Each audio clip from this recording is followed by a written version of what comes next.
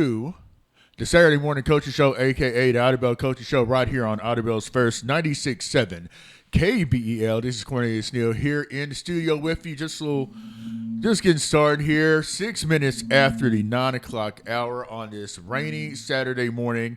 And if you happen to look outside, it looks like there's more rain headed this way. So got a couple things going on in Warrior Nation today. The Little River Rumble will youth version. They'll be kicking off here pretty soon this morning between Idabel and Broken Bow.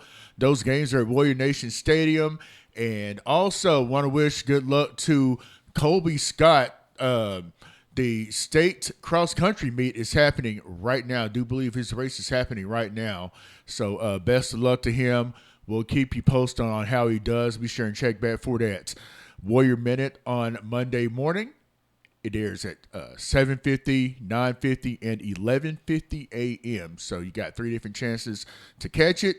But we're here with Coach Kincaid, and coming off of a big win at home over Eufaula. Final score 34-19. First of all, Coach, congratulations on that win, and congratulations to the team and to the seniors that, you know, they this is your first class of seniors, and it is a big win Friday night.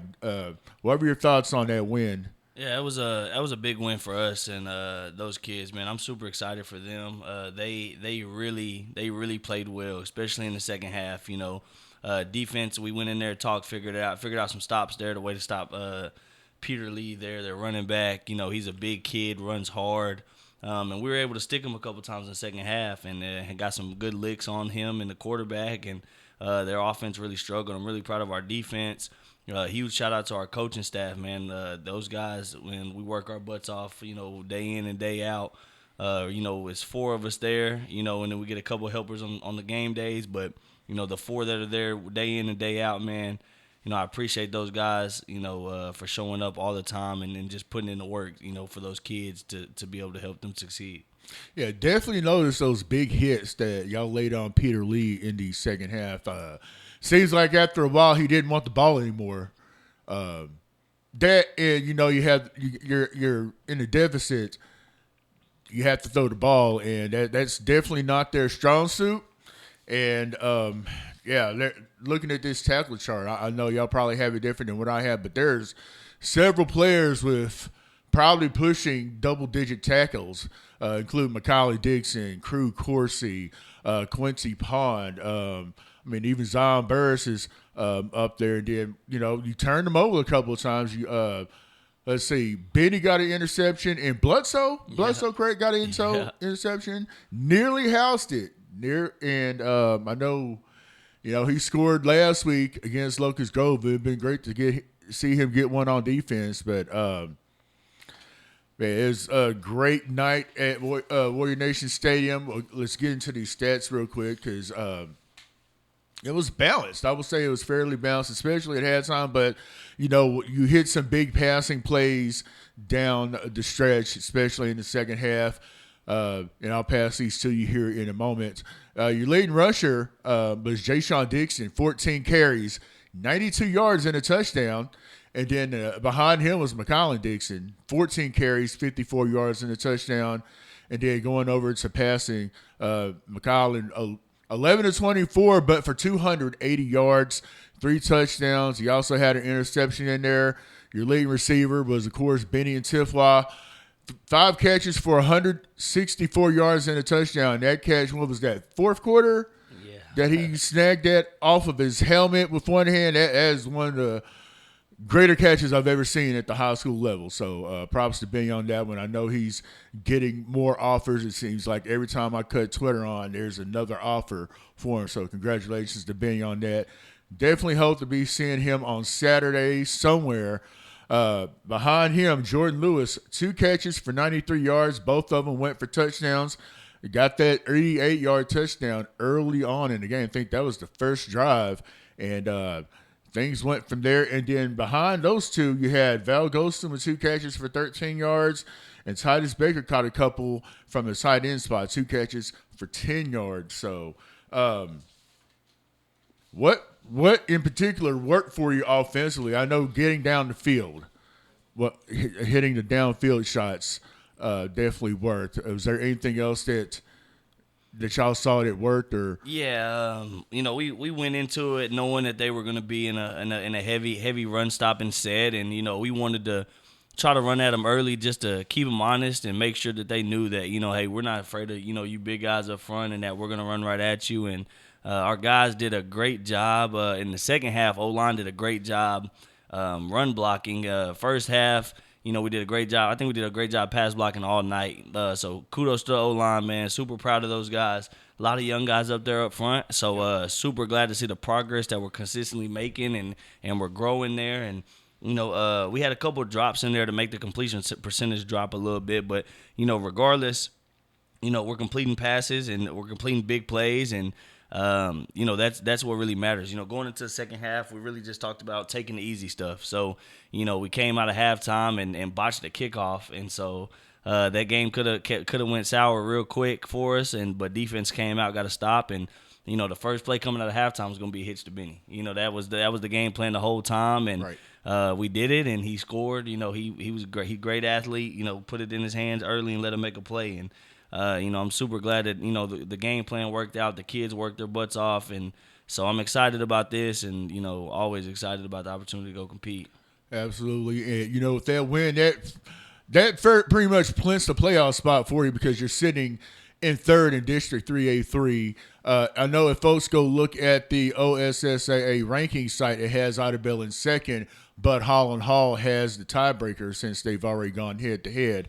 So right now, as things sit, you have Lincoln Christian first, Holland Hall second, then Idabel's third, and then we're going to have a battle for fourth and fifth between Eufaula and Shakota. We'll definitely get into that here shortly. But interesting thing there is that if we go beat Shakota and Eufaula beat Shakota, and Shakota loses out here, it'll be Eufaula and Muldrow tied. As long as Muldrow takes care of Locust and Stigler the next 2 weeks, Muldrow would actually get in with the head-to-head with Eufaula for fourth spot. Wow! So they're still in the mix there.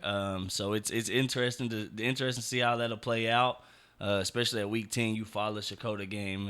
To see about that fourth spot. But we have to go take care of business for Shakota first to clinch that third spot for sure. We dropped the next two. We could drop the fourth. Just depending on how things shake out. Right. Now, I watched that. Who was that? That would have been Eufaula and Stigler game. Their broadcast crew barely mentioned Idabel. They were more concerned about Shakota. So I'm not sure if they were. I wouldn't want to think they were overlooking us, but I know those guys up there in the booth were like, "Yeah, we got this game against Shakota in a couple of weeks," and that was their main concern. So hopefully they weren't overlooking us because with a playoff race like what we have right now, you have to look at every opponent, and it's a week to week basis. It's not just okay. Let's just we'll beat Idabel and go on to the next. No, that didn't happen. While we're talking about, let's get into scores from district play. All of our games are played on Thursday. Holland Hall beats Muldrow 19-8. It was their senior night in Muldrow, so I'm not sure what happened. I haven't had a chance to go watch that game, but Holland Hall came away 19-8. This one's a little bit of a surprise. Locust Grove beat Stigler 24-22, so congratulations going out to Locust Grove on their first win of the season. Yes, that's their first win of the year. Congratulations to the Pirates. And not sure what happened. I guess they had a really good game plan, and they executed. And congratulations to the Pirates. First win of the year. And then finally, Lincoln Christian shuts out Shakota 56-0. I turned that game on, and I saw that they did not play their regular quarterback nor their running back. I'm not sure about receivers and things like that, but they had backups in there from the jump. So, Lincoln Christian's going to jump out and do what they do, and I'm not sure how long that game took, but I do believe it was their senior night at Lincoln Christian, so they definitely handled business. And now, knowing that we are in the playoffs, hopefully, it seems like we're definitely in. It's either going to be third or fourth. Definitely prefer third. We can look at what's going on in the district next to us in District 3A4. So here are those scores from District 3A4, and then here's your breakdown. Cleveland beat Jay 32-19. Inola beat Veneta 54-14. Cassia Hall beat Sequoia Claremore 42-10. And then Berry Hill beat Verdigris 21-12. So as it stands right now, you have your district standings in 3A4 breakdown like this. You have Cassia Hall at 1. Inola is second. Berry Hill is third. Inola and Berry Hill have already played. Inola won that contest. So Inola has it on the head-to-head. And then you're going to have a battle for that fourth spot between Verdigris, Sequoia Claremore, and Jay. Because they're all sitting right now with a 2-3 record in District 3A4. And going to be some interesting contests this coming week because I have it set up where you have Sequoia Claremore is at Berry Hill, Verdigris is at Cassia Hall, Cleveland is at Veneta, and Inola is at Jay. So there's still some ball to be played these last couple of weeks.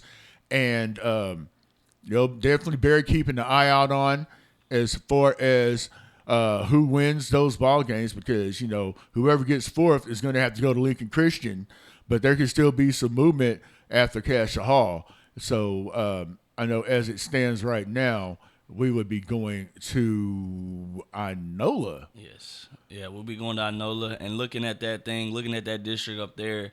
Berry Hill play Cassia Hall actually week 10. Mm-hmm. So if Berry Hill were to win next week and Inola, Berry Hill, and the top three were to win next week, you know, it set up Berry Hill to go upset Cassia over there and play. And it looked like a three-way tie for first with all three teams having one loss. District points coming down to it. I think it'd go Cassia, Berry Hill, Inola. So Berry Hill could be the second, depending on that Week 10 game. If they win, if they lose, then they would stay third, and then we would be traveling to Inola if we were to take care of our business and go to third. Right. And I know there have been times that there was another year that I thought we were going to head over to Berry Hill, but I think we ended up going to Verdigris some years ago. So it's going to be interesting action these next couple of weeks. Week 9 games for us include we're going to Shakota this Friday. Be there to get all this week to get ready for Shakota. Now, knowing that they did not play their quarterback, their running back, do you think the stud running back, do you think he'll be back? Have you heard anything through coaches or through the grapevine or anything like that? I know I don't really mess with the message boards or anything like that anymore, but have you heard anything? Yeah, he's been the running back's actually been back. So he has he has two numbers he's wearing right now. So he's wearing 0 and 24. Oh, so gotcha. Okay. if you've seen their film recently, if you happen to catch him, he's been wearing 24. So he's been playing a little bit. It'll be interesting to see if they did rest those guys versus Lincoln and try to get them a little bit more healthy. I know that their running back, their stud, has been dealing with a little bit of a hip injury. I heard, he's a former Ironhead, so yeah. Got some insight there. But he is. We got them this week, and be tough to stop their quarterback and their running back. Their quarterback can make all the throws pretty much. He had Elijah Thomas last year that helped a lot as a freshman. Now he's a sophomore. Really good players there in the backfield for them. The receivers aren't great threats, but they will catch the football, and so they're not really athletic, but they will get open and catch a football, and the quarterback will put it on the money. But it's about stopping that two-headed monster in the backfield there. Really similar to Eufaula there. It'll be a real similar game. And it's one that we like our matchup in. It's just about going up there to Dakota to go play. Absolutely. Yeah, I noticed that quarterback does not mind taking off running either. So, other than that, we got Mojo at Stigler. So, Mojo needs to handle business in Stigler and win that ball game to stay in the playoff race. You also got Locust Grove at Holland Hall and then Lincoln Christian at Eufaula. Wow. Lincoln Christian, I'm not Lincoln Christian, but Eufaula is going to definitely take their share of lumps next week, but definitely looking forward to this week's action in Shakota. We'll be there, and it's a 7 o'clock kickoff. It'll be the first time we're playing on Shakota's new turf. It's been a few years since we made that trip north, so definitely looking forward to that contest. And we'll keep track of everything in the district next to us. But when we come back, we're going to talk about all the other local action. Broken Bow with the big win last night, and then we'll talk about Valiant and Hugo and everybody else. So we'll be right back. You're listening to the Saturday Morning Coaches Show right here on Idabel's First 96.7 KBEL. 6.7 KBEL. Hey, don't forget, you can catch this broadcast on Spotify if you happen to be on the road somewhere. Keep up with Idabel Warrior football by listening to us on Spotify. So up next, we're going to get into scores from across the area. We got Broken Bow, Hugo, Valiant, and Antlers that, we keep up with. So last night, big win for the Broken Bow Savages. They beat Ada 42-14. Congratulations going out to those Savages. Now, their district race is really interesting. It has them in first, but there's like a four-way tie between Broken Bow, Ada, Sallisaw, and Poto. Sallisaw beat Broken Bow here a few weeks ago, so I'm not sure how all that's going to work out. I would say Sallisaw would have it over Broken Bow in points. But, who's going to be in the playoffs out of District 4A4. It's just going to be seeding. So there's a lot of ball to be played there. We'll get into matchups here in just a moment. Hugo Buffaloes also played last night. It was their homecoming. They beat Roland, and it was a bit of a high-scoring contest. They win that one 58-38. Hugo is not out of it yet. They are fifth in District 2A1 3. And then Antlers picks up a win over Henrietta. I think that was in Antlers too. Final was 40-26. Congratulations going out to those Bearcats and Antlers. They are currently fourth in their district. They're fourth in 2A2 District 4. And then, of course, Valiant's having a great run at it right now. They beat Morris 51-7. They still have one more home game, but they got a big contest next week. But Valiant right now is they're undefeated in district play, but right now they're second under Vian due to points, and they're second in District 2A2 District 4. So next week's matchups for those schools include Tulsa McLean coming to Broken Bow to take on the Savages. Hugo making a trip west to Kingston.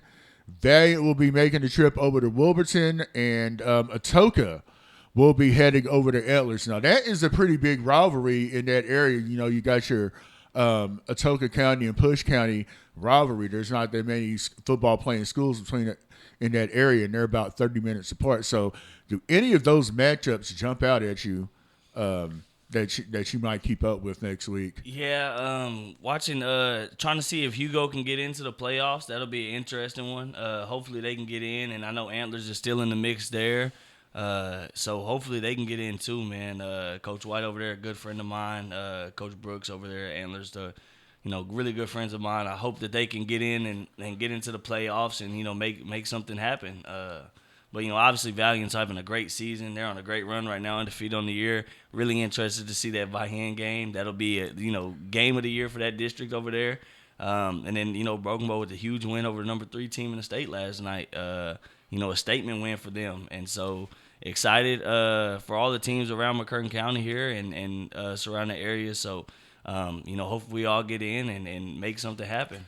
Right. I mean, it's that time of year where it's okay to root for everybody. I know we have kids from Wright City, Hayworth, come to our games. I imagine they show up at the Broken Bow games or the Valiant games. And it's okay to root for everybody because we're not going to play each other in the playoffs since we're all in different classifications. So, it's a lot of football left to be played. And speaking of which, we got some college matchups that are going to be really, really interesting today. Now, going back to Friday's game, y'all even cut down on the penalty some. Like, y'all only had 8, but it totaled 70 yards. And it was pretty well spread out. You had 4 on offense for 20 yards.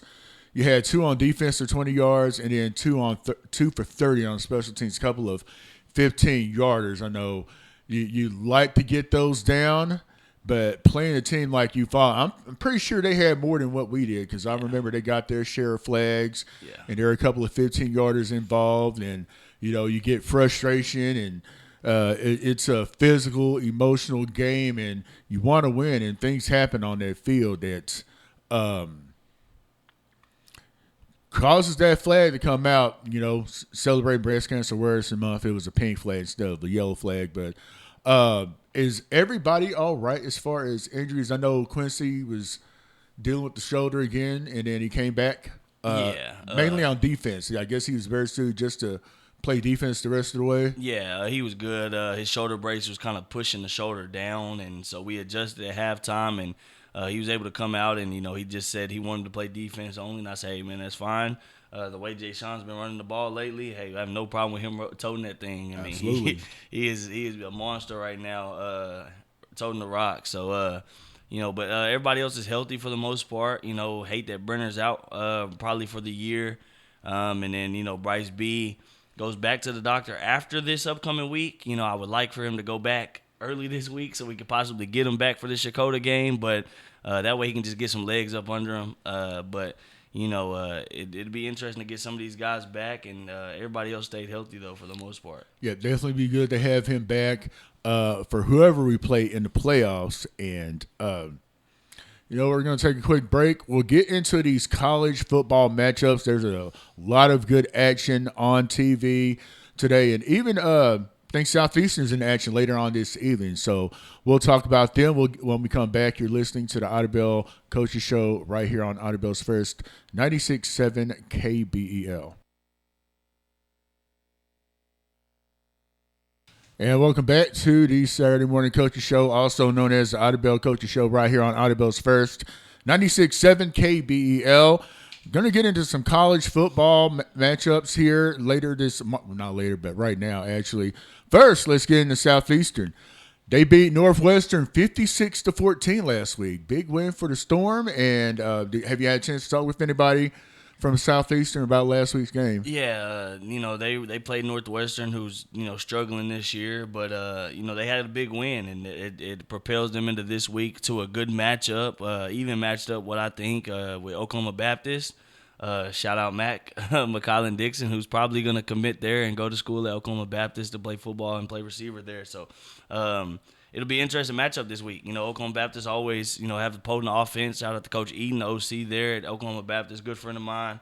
It'll be interesting to see how that plays out tonight. They play at 6 p.m., so I'll be definitely tuned in watching the Savage Storm and seeing if they can, get another win and propel them into homecoming next week versus Henderson State, which is a game I'll probably be at. So be excited to see a lot of those guys, former teammates, coaches, things like that. Right. Once again, Southeastern at Oklahoma Baptist, 6 o'clock kickoff, and that is at Oklahoma Baptist. That's in Shawnee, correct? Yep. Yes, sir. Yeah, so if you folks in Shawnee supporting Colby, you got a chance to watch some football if you'd like, or maybe you're going to duck this bad weather and get on back down here. But let's get into the Division I college football matchups. Here in about an hour and a half, you got Ole Miss taking on Oklahoma as an 11 a.m. kickoff on ABC. I do believe it's homecoming up there.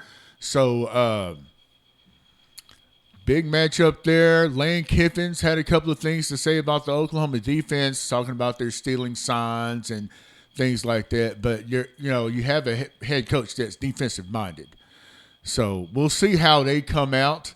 And also, Mother Nature, the great equalizer. I know it's rained some up there in Norman, so kind of curious to see how that field holds up.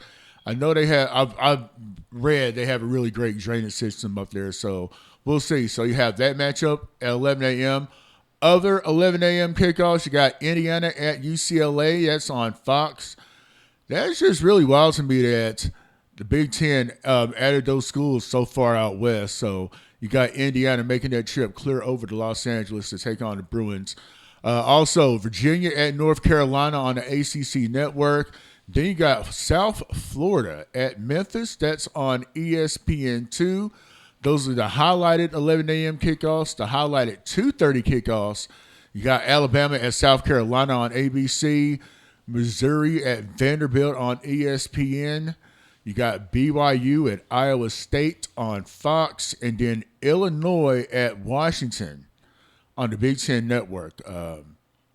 That network is something you got to pay a little something for, and I think they even have it set up to where you can pay just for watching that event because OU basketball had an exhibition against Wisconsin last night, and they wanted you to pay $8.99 for that. I'm like, not yet. So I'm a fan of OU across everything: football, basketball, softball, even baseball a little bit. And by the way, OU won that game by one. I think it was 84-83, but still a lot of time before we get started with basketball season. Here are your 3 o'clock kickoffs. Oregon at Wisconsin on Fox Sports 1. Texas Tech at Oklahoma State. That's on ESPNU. Have you had a chance to talk with Matrell? Nah, I haven't. Seen him post a couple things. Seen him. He has his thumb and wrist pretty much wrapped all the way up on his latest post, one of his posts he made. So, I know he's dealing with that, but did have a chance to talk to Chris. She's good. The kids are doing well. I had checked in with everybody, so she said that he was doing good though. That's good to hear. And I also saw Mercedes. Murray State had a fall ball game up in Tulsa. She had a pretty nice double out to right field. So shout out to Mercedes. I think they celebrated birthdays not too long ago. So happy belated going out to both Matrell and Mercedes. Also, we got Cincinnati at Baylor. That's an ESPN2 broadcast at 3. 3 o'clock kickoff. And then you got Texas at Mississippi State. That's 3:15 on this SEC Network. And then your evening kickoffs. You got Miami at Stanford, 6 o'clock on ESPN. Texas A&M and LSU, 6:30 on ABC. Louisville at Boston College, 6:30 on the ACC Network. And Michigan at Michigan State, 6:30 on NBC. Good action all day long in college football. But, hey, if you want to go check some out right now, make your way out to Warrior Nation Stadium. Watch the Idabel Youth against Broken Bow. They'll be at Warrior Nation Stadium. Are they starting now or are they starting at 10? I want to say he said 9:30. 9:30. Starting flag starting at 9:30. So, okay, so they might be in action. Yeah, they're in action right now. And hopefully this weather holds off. And that youth program really, Malcolm, Coach Galloway's got some really good kids in that program. They went down to Texas last week and picked up a win 12-9 over Garland, the Garland Bulldogs. So shout out to them. And they still have their playoff run to make, so wish them best of luck. And for anything else, be sure to check out that Warrior Minute. We'll have that on Monday. I know the 6th grade basketball teams will be in action. And we'll let you know what's going on throughout the week. We'll let you know how Colby does at the state cross country meet. So that's gonna do it for today.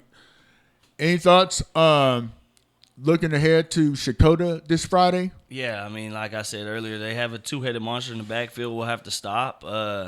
Defensively, I think there's some holes for us there, and depending on how they play us, it's always interesting to see how teams play us. With a lot of athletes, depending on what they shake up, what they mix up, we may have to take the easy stuff and maybe take our opportunities down the field when we can. But, with how explosive we are or have been at times, we can maybe take some opportunities there versus their defense and take even some quick stuff, in some RPO game, things of that nature. I do think we can run the ball a little bit better than we did a little bit last week. Not that 150 is bad by any means, but, I'd like to get 200 rushing and 300 passing every week. Right. But it's not always possible. But, we've been playing good ball lately, offensively and defensively.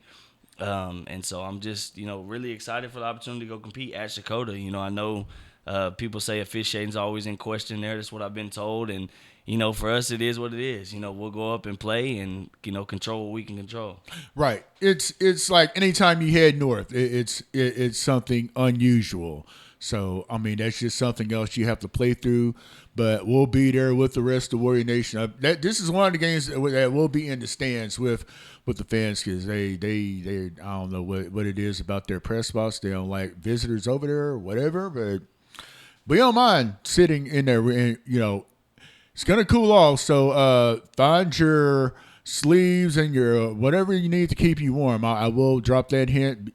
Find your cold weather stuff because I do understand it's gonna be a little chilly and bit breezy. Spooky things could happen. This game is actually on Halloween, so we'll have that coverage on both Idabel's First 96.7 KBEL and Q102. And if there are any streaming outlets, we'll let you know about that as well. So we're going to get out of here. And thanks for tuning in once again to the Saturday Morning Coaches Show, also known as the Idabel Coaches Show. Catch us right here on Idabel's First 96.7 KBEL. Also, catch us on Spotify. Have a great weekend.